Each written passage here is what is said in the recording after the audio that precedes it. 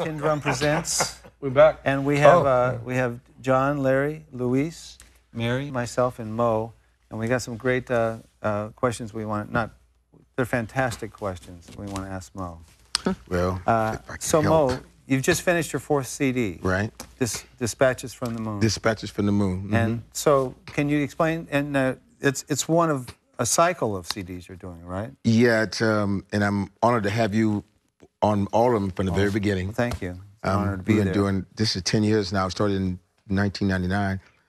It's the 4th of a 12 cycle blues odyssey. Okay. Where it's going to go, I don't know. But you're on the moon now. I'm on the moon now, so I don't know what else I can go. But I'm on the moon. Hit up to Mars after that. Probably somewhere Jupiter. But it's just like it's a journey. It's an odyssey, and we're on the moon. And I'm making some statements. And the hook I'm saying, I had to get away to say what I had to say. And that's one way to do it. So it gives you, how can I say it, objectivity, you know? So from the moon, I'm talking about things I see on the earth, politics, where I said America, politics is a religion, and they cannot agree on the color of pea. So I've got the perfect decision, and I do a whole thing on that, you know, and I do a thing on Europe called Continental Blues, and then I got one on Africa called Africana Blues. So when I get through, I probably won't be the tour nowhere, I guess, because I'm saying things and, you know, me, social commentary. Right. Oh, I think you're one of the best lyricists I've ever met. Well, I'm flattered you say that. I really Mary. do, Mo. Brilliant. Thank you. You're a great writer, boy. So, Mo, we met, it's got to be 15 years ago. We met through our mutual friend, Jim Gibson. Right. It was at least 13 or 14 years ago, you're right. Right. In 97. And I heard some of your originals at that point. Mm-hmm. And, I mean, you're writing to me. I mean, you once said something to me, because I've always found your lyrics so profound. So, but you once said something to me that the ultimate blues, the reason blues lyrics are so powerful or so poignant is because they're distilled. It's like there's not a lot of verbiage. It comes down to just a few simple lines that hit the mark and sum it up. For me, that is, you know, the blues to me is the most, I don't call it music. To me, blues is metaphysical music. Because it's the only music, think about it, from the people who are the least free has come the freest music of all. Wow. I mean, blues, and you look at its opposite twin, which is jazz, it spawned rhythm and blues, rock and roll, and hip hop. And as I say, from the people who are least free has produced the freest music of all. And the only folk music that has gone around the world, and every country has folk music, but you can go anywhere and hear some ramifications of blues. And to me, it's not music. To me, it's metaphysical. I'm biased, of course. To me, it comes from God. That's just my opinion. And to me, it's godly music because blues came as a way of, for slaves, for Afro-Americans to deny the lie of their nothingness. Well, so when the slave left Africa, I mean, he went around the world. And he took the drum with him. Okay. You know, and that's why, because you look on Africa, in many countries in Africa, and on the stamps, they'll have a drum. Right.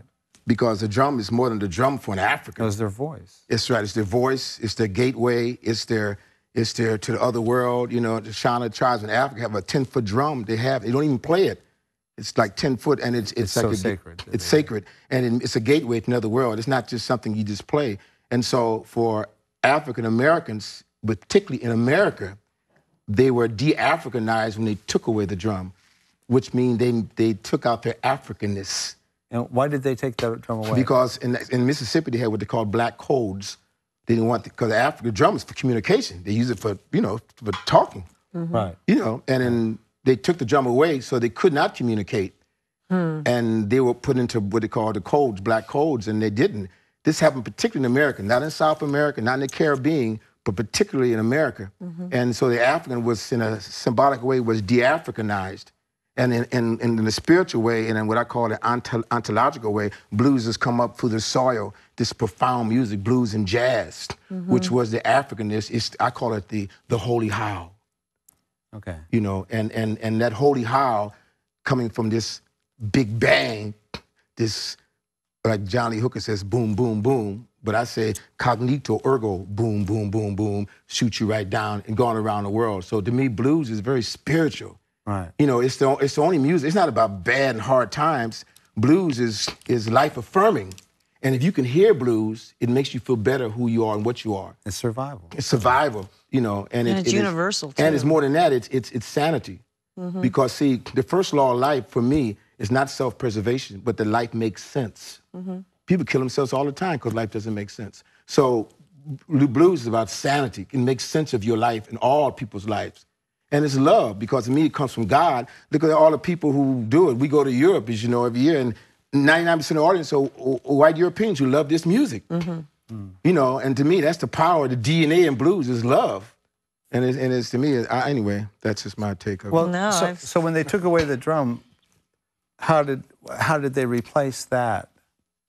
Even the slaves? Yeah. Well, again, they couldn't articulate this during slavery. That's why you hear blues post-slavery. You know, it was like what I call a void there, a silence in that space, in that holy howl, the scream of the Africans being de-Africanized. What came back is what is called memory. It's called lost memory, which means the slaves, they don't even know who they are now. You know, they're Americans.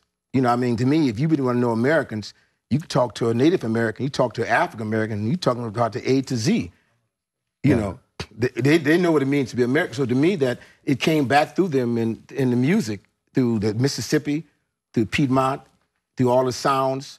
They were like facilitators. I don't believe like Robert Johnson and all these guys in Sun House. They were basically facilitators. The picture is bigger than them. The story is bigger than them. You know, we make them heroes and personalities, but the music is real star. You know what I mean? The muse. To me, blues is a muse. It's alive. It's not dead. Blues is alive. I believe that. And if you honor it and you humble to it, it gives up some of its secrets. You know, and it haunts you, and then you haunt it. You know, and it finds you out. And if you're ready, I think that through the music, I mean, look at it. Music is $1 billion business in America. And yet its foundation is based on people who couldn't read or write. You know? That's amazing. That is It's amazing. think about that. $1 billion business, and it's these people who could not read or write. You know, throwaway music. You know, and to me, that's the profoundness of it and the beauty of it, and the givingness of it. That it came as saving grace to my people, and for my people, it's gone around the world to everyone. So that's the power of it. You know, it's the chicken that laid the golden eggs.